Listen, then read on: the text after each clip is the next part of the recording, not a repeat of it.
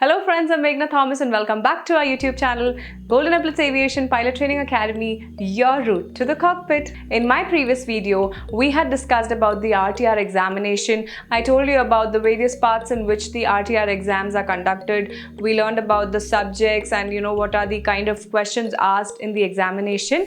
So in today's video, we are going to see the RTR application and I am going to tell you how do we fill the RTR application form. Also, we will be talking about where are the gazetted officer's signature on your application form required and what is the procedure of sending the application. So if you are someone who will be applying for your RTR exam this time and have no idea about how to fill the application form, my video today will surely help you all. As we all know that the RTR examination is conducted by the Wireless Planning and Coordination Wing of the Department of Telecommunications, Government of India. The schedule for the RTR-A exam for the year 2022 was released on 5th May and you can see that on your screen. Well, as you can see, the RTR exam this time will be conducted in Chennai, Delhi, Hyderabad and Kolkata. The Chennai and Delhi attempts are done with. The last date for the application is over. We are still left with Hyderabad and Kolkata. Hyderabad, the last date of application being 30th of August. Now, all the updates about your RTR examination, be it your results, your admit card,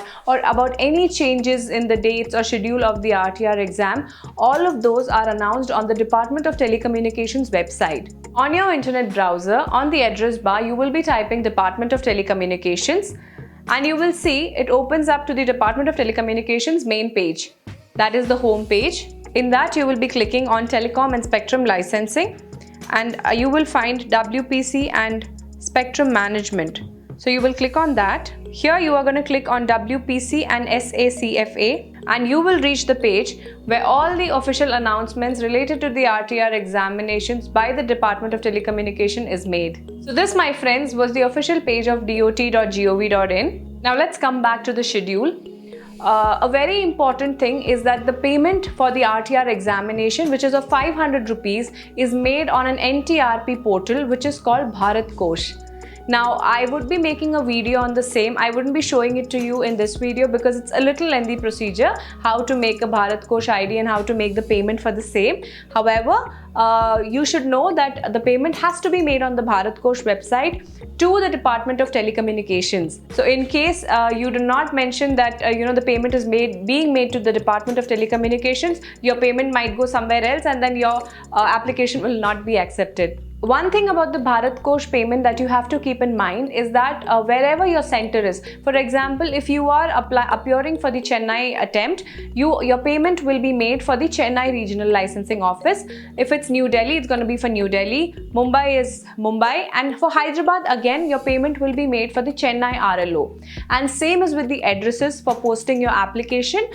For your exam in Hyderabad, your application form will be sent to the RLO Chennai. And for your exam in Mumbai, it will be sent to Mumbai. However, this year we do not have a center in Mumbai. Most likely we might have it next year. But it was just a general information for you all that all these application forms should be sent to the regional licensing offices. So for Chennai, it's going to be Chennai and Delhi would be New Delhi itself. Well, there is a recent form that has been added to the application form. It is called the Annexure 2, which you can see. It says self-declaration. Well, it's something like a health declaration. This form, you will not send it along with your application form. This will be carried with you when you go for your examination and you will be filling in your personal details. However, you will only sign this in front of the examiner at your examination center. So this is just an addition form that has come post COVID-19. When we appeared, we didn't have any of this. Be very sure that your application reaches your regional licensing offices much before the last date of application or right on the last date of application, because if it reaches after that, your application will not be accepted and you will not be able to give your RTR examination. So these were some of the important points from the RTR annexure. Now let's get on to our application form. So now this is how the RTR application form looks like. As it reads, Government of India, Ministry of Communications and Information Technology, Radio Telephony Restricted, Aeronautical. And so this is the address, the Assistant Wireless Advisor, and this is where you are supposed to mention your address with your telephone number and email address. For your better understanding, I'm going to show you a better application form which is a little bit more clear. This is this. And basically if you need, we have a copy of the same. You can take it from the link below. We have attached it for you. So this is where this is how it looks like. So this is the address, your address, and then you fill the center wherever you're applying for. This year if you're doing it, now you only have the option of Hyderabad and Kolkata, so you'll fill that wherever you wish to appear for. It's RTR Aero Full and Part 1. So basically when you're flying in India, you would apply for both Part 1 and Part 2. Part 1 is the option for Commonwealth country / Philippines. So your Philippines RTR or your any Commonwealth country, the RTR that you get from there, you can come to India, and with that license, you only have to appear for your Part 1, which is basically your transmission. So after you clear your transmission, you will get an Indian RTR. Otherwise, you have to appear for both Part 1 and Part 2, but this option is only for Commonwealth country / Philippines. So if you come from there, you would already have an RTR of theirs, and you just have to appear for Part 1 to get your Indian RTR. Now you fill in the month of the examination. Details of bank draft not required anymore. All you write over here is Bharat Kosh, and you mention your receipt number and date and amount you can mention, and state if appearing in any other class of COP examination. No, you're not appearing for any other examination. This is it. Next is your name of the applicant, both name and surname, and if you know to write in Hindi, please do mention that in Hindi as well. Full postal address to which communication needs to be sent. Now this is to be your current residence address, wherever you're residing at the moment. Please make sure you write that. Permanent home address, whichever it is. Contact number and email address, you can write yours. Description of the applicant, you need to mention your height in meters and centimeters. Color of your eyes, color of your hair, complexion, mark of identification. Please fill that accordingly. Okay, now let's come to the date of birth. This is important.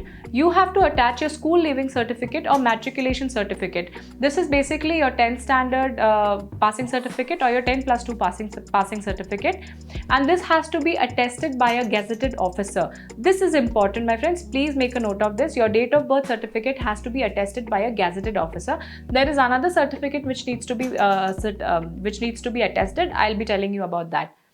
So after this is your place of birth, wherever you were born, name of the state to which you belong. Are you a citizen of India by birth or domicile?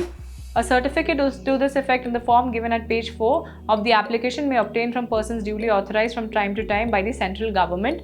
If not, to which country you belong? Well, mostly we are Indians, so we'll only fill, we don't need anything else. Your father's name, address and nationality. If dead, state last address. Particulars of certificates of competence proficiency held, if any, already by the applicant. If you have any of these certificates, you can fill it, and if it's nothing, then just leave that. NA.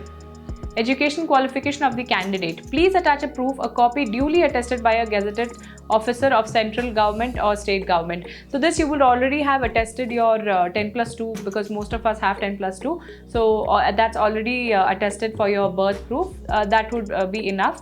If you want to add something else, your degree certificate or something, so you can do that as well.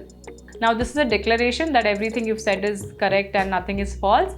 That this is where the applicant's signature is done, and you need to take a signature from the witness. It can be any of your house members, your parents or anyone close to you. You can take them as a witness. Date and place as mentioned. Now these are the documents. Bank draft, no. Now you will be attaching the receipt of Bharat Kosh payment made. Next is your character and nationality certificate. The certificate is given below.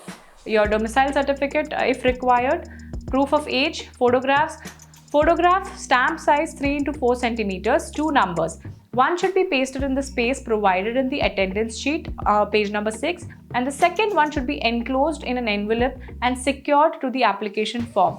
So you need 2 photographs. One just down below this is the attendance sheet. You have to paste one on that. There is a column given for that. And the second photograph of yours, you have to take a small envelope and put 1 photograph inside that. That photograph will have your name and address also mentioned. I'll tell you about that later. It's mentioned here itself.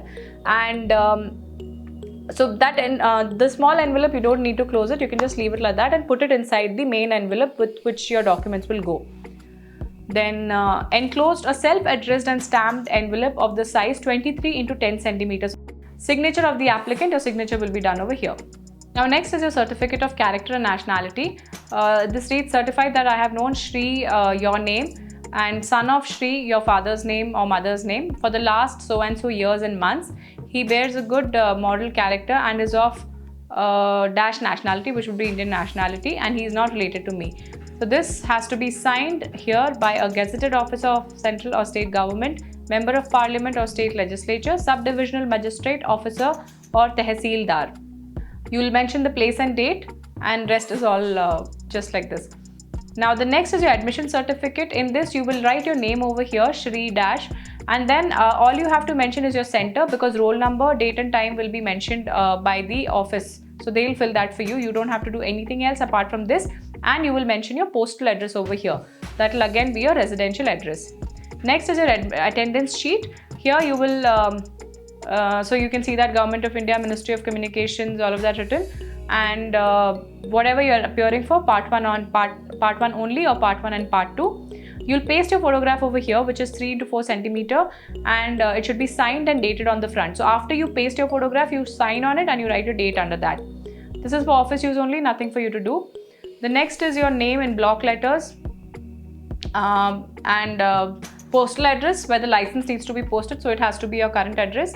You have to mention your father's name, your mother's, your date of birth, place of birth, nationality, height, color of your eyes, color of your hair, complexion, all that, particulars of certificate of proficiency, license, if any, already held by the applicant. If you have any, please just mention that. Now this is part 1 and part 2. You don't have to do anything over here. The next is the instructions for the candidate. Very important, please make sure you read this. Your application should be duly completed and reach the Assistant Wireless Advisor of Government of India, WPC Regional Licensing Office of the respective region as mentioned in the schedule of the examination by the prescribed due date. Applications received without proper enclosures and after the due date will be summarily rejected. Further, no enquiry or correspondence will be entertained on the matter. Also, applications otherwise not in order in any manner would be also rejected summarily without entertaining any correspondence in this regard.